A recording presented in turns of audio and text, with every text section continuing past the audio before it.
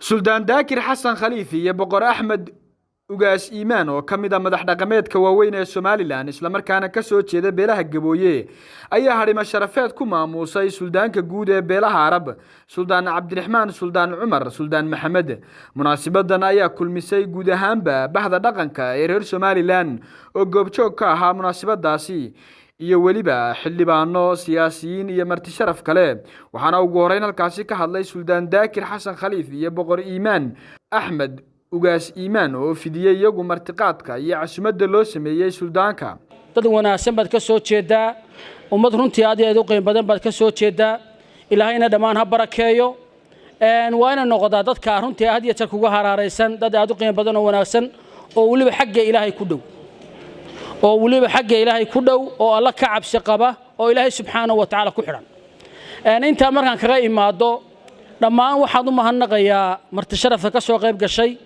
ee ajiibtay dacwadii aan u fidinay waxaan leeyahay aad iyo aad u mahadsantihiin anigoo runtii magaceediina iyo muuqiina baan kala reebaynin haddaad tihiin madax dhaqameed iyo haddaad tihiin runtii odayaal wax garad iyo haddaad tihiin magaranaysaa cid walba waxaan leeyahay aad iyo aad ayaad ugu mahadsantihiin ajiibidana soo ajiibteen iyo martiqaadkan idin fidin ay aqbasheen aad iyo aad baan idinka mahad celinayaa hadii masharafeedka aan u sameynay suldaanka daada yar Suldaan Cabdiraxmaan Suldaan Cumar Suldaan Maxamed ee naga soo ajiibteen codsiga ayagii aan idin gudbinay inaad nagala soo qayb gashaan haddaad tihiin maroodi jeex amaba madax dhaqameedka ku nool magaalada Hargeysa aad iyo aad baad ugu mahadsantihiin waxa kale oo doonaya inaan halkan aynu ugu ducayno maanta waxay naga dhintay Xasan Garweyne oo inta badan ay madax dhaqameedkii ay ku maqan yihiin ay kana soo hadleen naga soo cudur daatay ilaahay uguna soo duceeya isagana ilaahay naxariistiisa ka waraabiyo Soomaaliland oo dhan uu ka baxay Xasan Garweyne isagana waan ducaynaynaa inta dabadeed hadaladii oo dhan waxa yiri odayaashii iga horeeyay qaataan Suldaan Daakir iyo barkad iyo mahadnaqa iyo soo dhaweynba waana la qabaa aad iyo aadna waad ugu mahadsantahay qaar kamid ah salaadiinta xildhibaanada iyo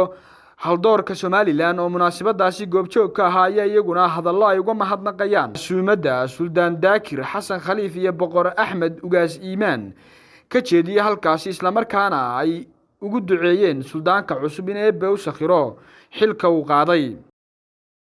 guud ahaan inta ka soo qayb gashay waxaan leeyahay assalaamu calaykum waraxmatullaahi wabarakaatuh gaar ahaan marka hore waxaynu salaamaynaa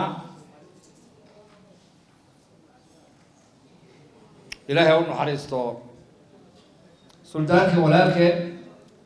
Suldaan Cumar Suldaan Maxamed Suldaan Faarax oo inankiisa maanta aynu maamuuskan iyo qadadan loo sameeyay harimo sharafeedkan oo lagu qiimeyn karayo anu waxaan la qada gobeed dhadhan gaar iyo qiimo gaar ah inoo sameynaysa laakiin mushkiladu waxa weyn hadalka halku daakir dhigay baa la gaarsiin karay kaftan badan oo cajiib buu dhigay oo wada xaqiiqiyo runa marka waxaan leeyahay Suldaan Cabdiraxmaan Suldaan Cumar Suldaan Maxamed Suldaan Faarax adiga ayaa lagu maamusay in ama tacsi ha noqoto ama duca ilaahay xilka kugu fududeeyo ha noqoto waxaanu leenahay mas'uuliyadii xilka lagu saaray waxa tahay nin cilmi u leh nin aqoon u leh mid diineed iyo mid maadiba waxa kale inta idigu daray aabbihiina aqoonyahan buu ahaa horta injineer buu ahaa awowgii kalun baan hubin xirfadoodii gaarka ahayd laakiin waxaan rabaa inuu ilaahay ha u naxariistay ninkaynu saaxiibka ahayd isna injineer ahaa aqoonyahan marka isaga iyo aabihiiba waxaa la odhan karaa salaadiinta wax badan bay kaga duwayeen oo xagga aqoonyahanimada taasina waa intaas hadaladii kaftankii waa la yidhi laakiin harimo sharafeedkan wuxuu kaga duwan yahay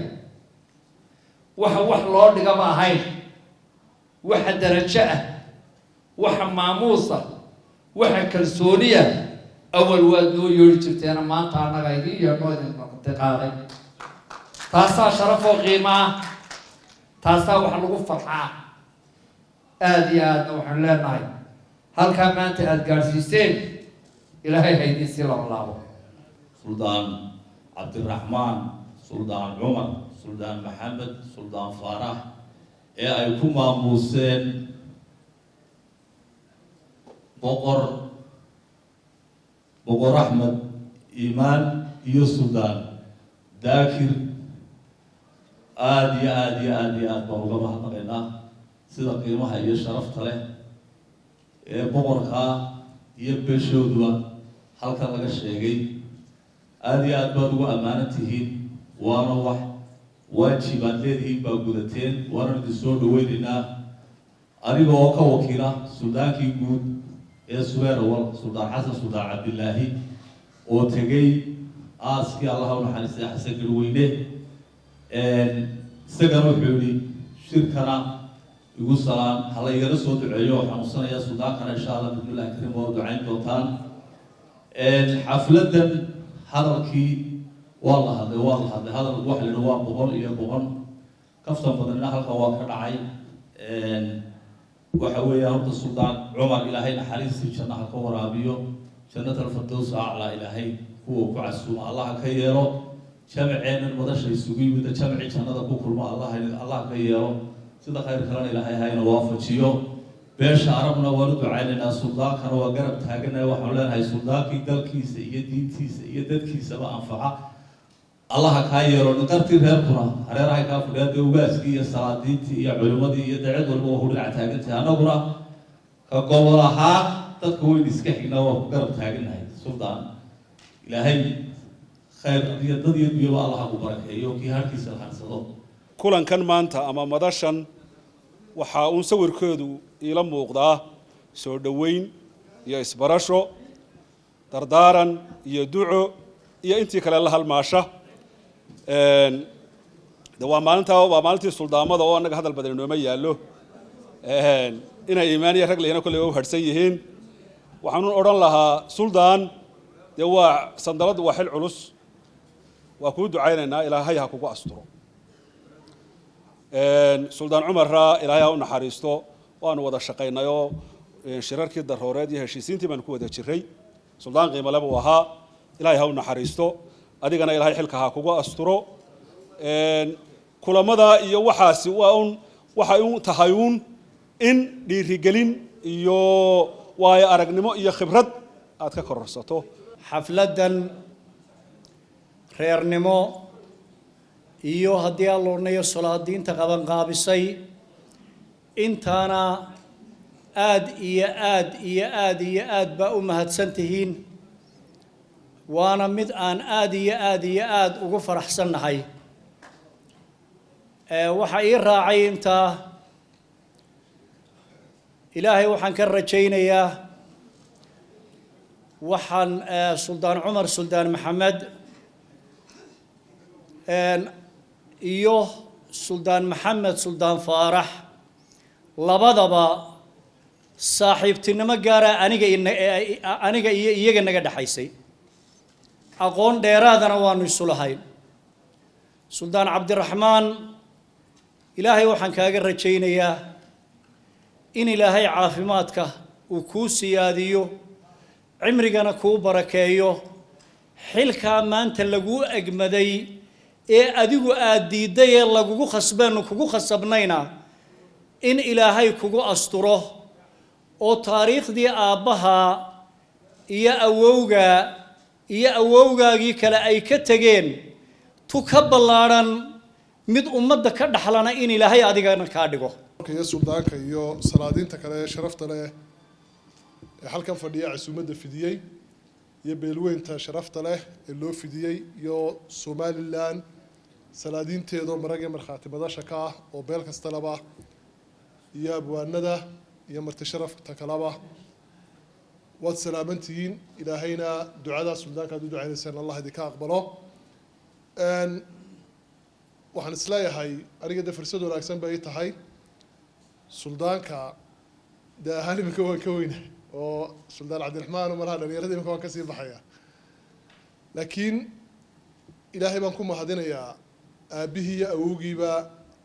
isukaaya soo gaadhsiiyey nolol horena waan uga sheekeeyey waayo badan baanu awowgii soo wada barnay sidaa iminka isagoo aqoon ahaan u dhisan yahay buunu aabbihiina u dhisnaa aqoon-yahanka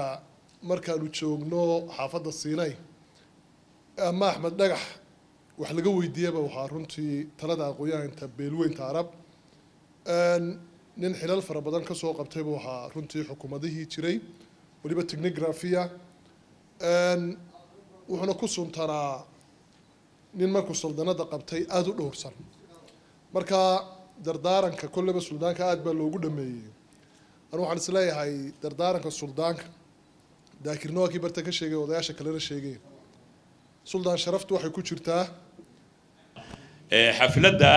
iyo maamuuska iyo qada sharafta waa idinka guddoomnay tolkayo si fiican baan idinka guddoonnay waana waajib waanaynu isku leenahay waxaana ogahay inaynu dadka iska xigno innaku oo aynu iskaga dhownahay waana aan filayay maalintii ugu horreysay inaad qaadataan laakiin adduunba dib u badan waa la noolaan doonaa waxa aan raacin lahaa suldaan xasan iyo suldaan barre oo labaduba xanuunsanayaan inaynu ducayno ilaahay caafimaad sareecana siiyo suldaan barre waxaa idin maanta yimaado uu ila soo hadlo wuxuu waan xanuunsanayaa tolku hay soo duceeyo suldaan xasanna waa taala inoo sheegay ee suldaan mawlid inoo sheegay labadoodaba waynu ducaynaynaa ninkaa dhintayna waynu insha allah ilaahay ha ku sabido qowlka saalaxa cabdikariim siciid saalax wararka telefishinka Home Cable Hargeysa